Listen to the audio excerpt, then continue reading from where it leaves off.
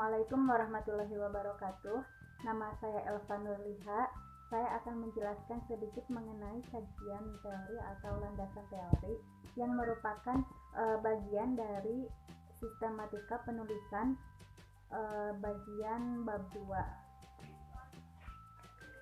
Setelah masalah penelitian dirumuskan, maka langkah yang selanjutnya yaitu mencari teori-teori, konsep-konsep atau generasi-generasi hasil dari penelitian yang dapat dijadikan sebagai landasan teoritis.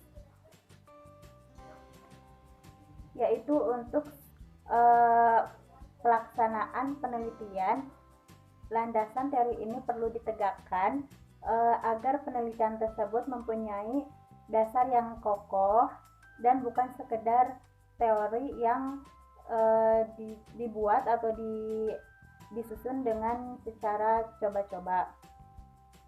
Adanya landasan teoritis ini merupakan ciri bahwa penelitian ini merupakan penelitian yang dilakukan dengan cara ilmiah untuk mendapatkan data yang teoritis.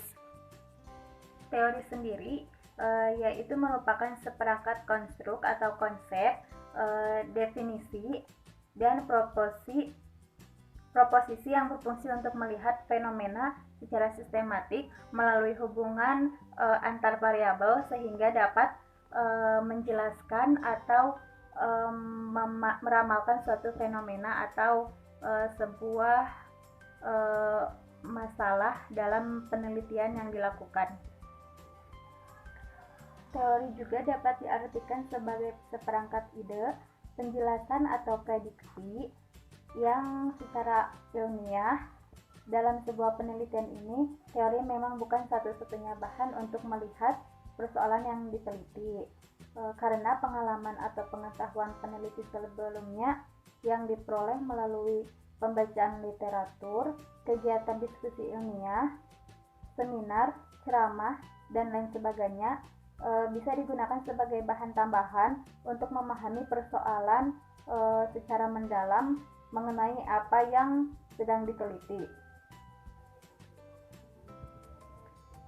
Teori dapat digunakan juga sebagai informasi pembanding atau tambahan untuk melihat gejala yang telah diteliti atau yang sedang diteliti secara lebih utuh. Sehingga teori membantu peneliti untuk memperoleh wawasan dan inspirasi agar dapat memaknai persoalan. Dalam sebuah penelitian atau dalam sebuah penyusunan sistematika penelitian, maka kajian teori ini dapat memuat beberapa hal pokok, diantaranya seperti konsep atau pengertian, landasan, tujuan, dan sebagainya. Kemudian teori-teori pokok yang dapat membantu peneliti untuk menjawab fokus penelitian yang dijabarkan dalam bentuk pertanyaan-pertanyaan penelitian. Kemudian teori-teori pendukung yang sejalan dengan teori-teori pokok atau teori yang sedang diteliti. Kemudian pemaknaan peneliti terhadap teori-teori yang telah dikutip, yakni membuat penjelasan atau kesimpulan yang sesuai dengan pemahaman peneliti.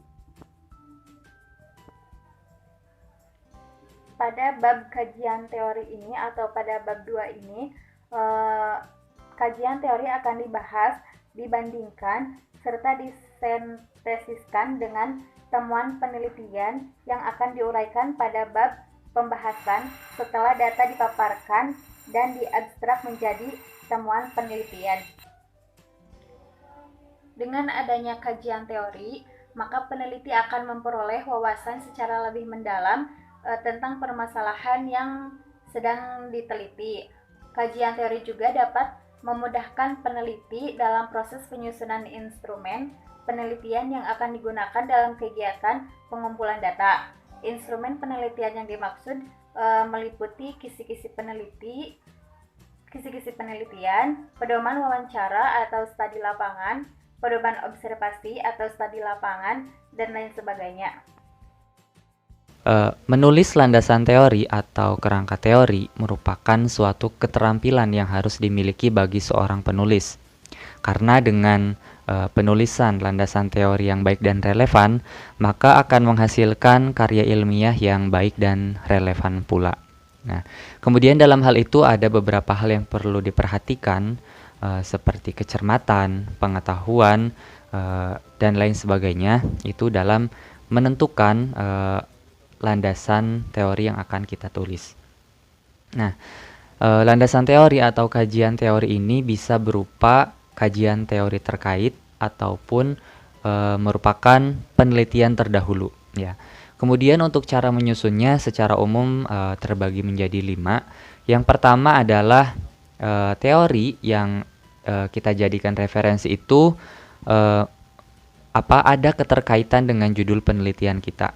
Karena dengan kesesuaian teori itu menjadi suatu landasan utama atau pokok dari maksud penelitian kita. Misal judul penelitian kita adalah peningkatan hasil belajar menggunakan media PowerPoint di SMP Negeri 2 Sindang Agung. Nah, maka dari sana yang perlu kita perhatikan bagian-bagian atau teori yang bisa kita ambil atau kita cari adalah yang pertama mengenai apa itu hasil belajar, kemudian apa itu prestasi belajar, kemudian apa itu media PowerPoint, kemudian bagaimana cara meningkatkan hasil belajar, karakteristik anak SMP, dan lain sebagainya. Nah, itu untuk cara yang pertama. Kemudian cara yang kedua adalah dalam penulisan kerangka teori atau landasan teori itu acuannya harus yang terbaru. Kenapa penting ya? Ini tuh penting banget karena ilmu pengetahuan itu berkembang secara pesat gitu. Sehingga minimal teori yang kita kutip atau kita gunakan itu terbitan 5 tahun terakhir. Nah, kemudian yang ketiga adalah pengutipannya yang jelas gitu ya. Nah, mengapa dalam penulisan kerangka teori itu pengutipan itu harus jelas? Nah, karena untuk menghindari dari plagiarisme. Selain itu, dengan kutipan yang jelas itu bisa memberikan pemahaman kepada kita tentang teori yang kita gunakan. Kemudian yang keempat adalah menyertakan argumentasi yang jelas. Mengapa kita perlu mengambil argumentasi? Karena dengan argumentasi yang jelas itu bisa menjadi penguat dari karya ilmiah kita atau memperkuat dari argumentasi kita itu sendiri. Kemudian yang terakhir adalah kita harus mengetahui teknik penulisan argumentasi atau kutipan. Nah, teknik penulisan ini terbagi menjadi 2. Ada penulisan, ada teknik pengutipan secara langsung dan pengutipan secara tidak langsung. Bismillahirrahmanirrahim. Assalamualaikum warahmatullahi wabarakatuh. Saya Siti Sofiah Nurjana sebagai presentator ketiga akan sedikit menjelaskan mengenai kerangka berpikir pada sistematika penulisan laporan PTK atau bisa disebut juga penelitian tindakan kelas. Pada sebuah proposal atau laporan PTK kita dapat memasukkan subbab kerangka berpikir. Ya, biasanya subbab ini diletakkan pada bagian akhir bab 2. Sekarang pertanyaannya gini, bagaimana cara menyusun atau menuliskan pada proposal atau laporan PTK gitu kan. Sebelum menjawab pertanyaan tersebut, alangkah baiknya kita mengetahui definisi dari kerangka berpikir itu sendiri.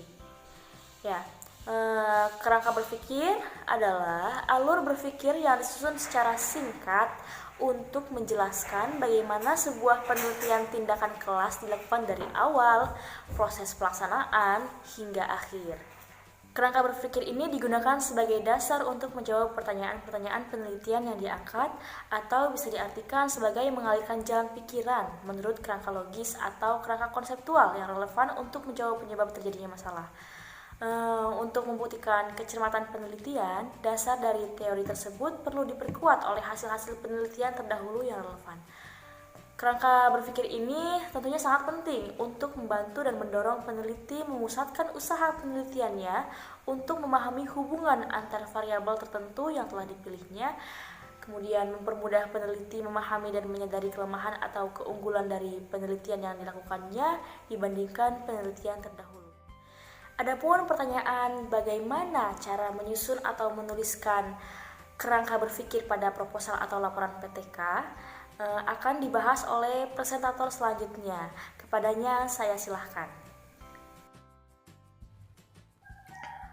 Oke teman-teman semuanya, saya Hardianto, saya sebagai presentator keempat. Saya di sini akan melanjutkan mengenai kerangka berpikir, ya.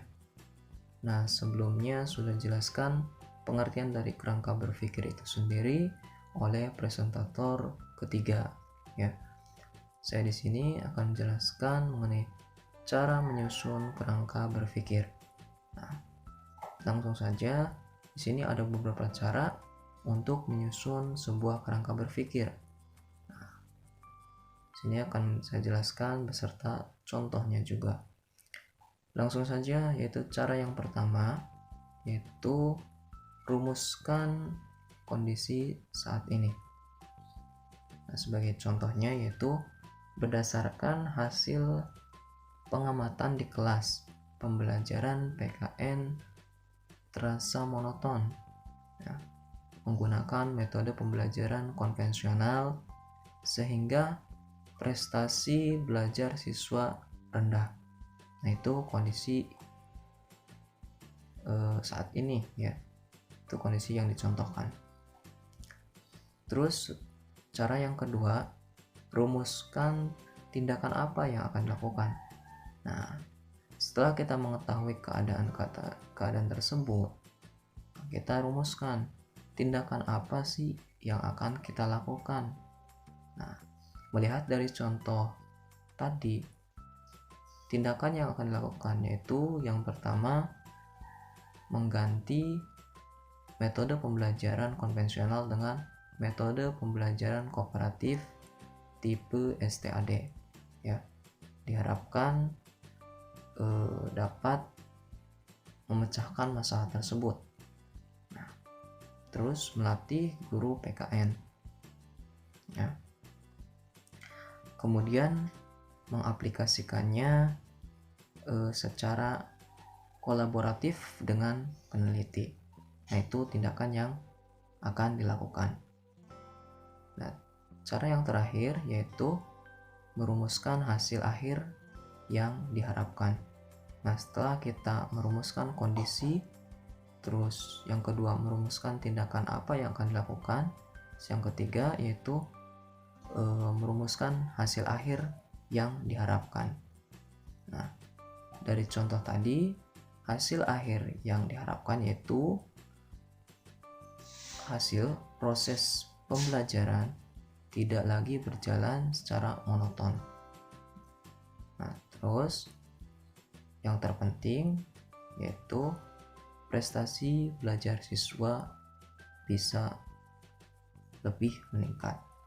Nah, itu hasil akhir dari kondisi ataupun dari tindakan yang dilakukan mengenai contoh tersebut. Mungkin itu saja yang bisa saya sampaikan, kurang lebihnya mohon maaf. Terima kasih. Oke teman-teman, selanjutnya saya akan membahas mengenai hipotesis. Teman-teman pasti tidak asing lagi dengan kata hipotesis karena di semester-semester sebelumnya kita sudah membahas mengenai hipotesis. Nah, sekarang saya akan mengulas kembali apa itu hipotesis. Hipotesis berasal dari dua kata, yang pertama hipo dan tesis. Hipo artinya belum tentu kebenarannya dan tesis artinya kesimpulan. Jadi hipotesis adalah hasil atau kesimpulan yang belum tentu kebenarannya. Dikatakan benar jika disertai dengan fakta atau bukti-bukti. Jadi hipotesis itu merupakan dugaan sementara dalam sebuah penelitian. Secara garis besar, hipotesis bertujuan untuk memberikan batasan atau memperkecil jangkauan terhadap suatu penelitian, serta bertujuan untuk memberikan panduan saat melaksanakan penelitian. Nah, jenis-jenis hipotesis ini dibagi menjadi 3. Yang pertama, hipotesis dilihat berdasarkan rumusannya. Yang kedua, hipotesis dilihat berdasarkan variabel yang akan diuji. Dan yang ketiga, hipotesis dilihat dari keleluasaan atau lingkup variabel yang akan diuji. Untuk menggali dan merumuskan hipotesis itu ada seni tersendiri. Yang pertama yaitu mengumpulkan informasi tentang permasalahan yang hendak dipecahkan, yaitu dengan cara membaca literatur yang berhubungan dengan penelitian yang akan dilaksanakan. Yang kedua, mempunyai kemampuan untuk memeriksa tempat-tempat atau objek-objek serta yang ada kaitannya dengan permasalahan yang akan diteliti. Kemudian yang ketiga, mempunyai kemampuan untuk menghubungkan suatu keadaan dengan keadaan yang lainnya yang berhubungan dengan teori. Nah, setelah merumuskan hipotesis, ada yang namanya pengujian hipotesis. Pengujian hipotesis ini bertujuan untuk apakah hipotesis yang dilakukan ini diterima atau tidak, apakah hipotesis yang dilakukan ini terbukti kebenarannya atau tidak. Sekian, terima kasih.